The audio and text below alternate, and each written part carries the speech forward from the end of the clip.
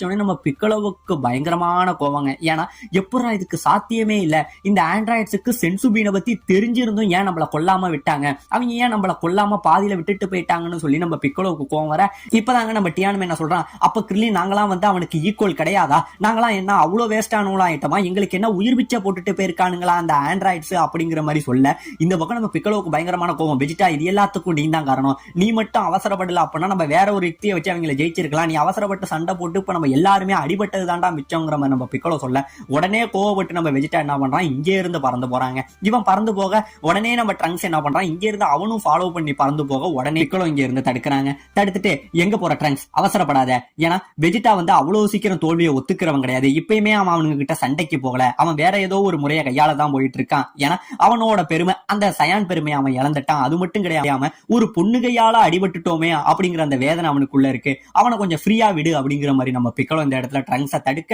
உடனே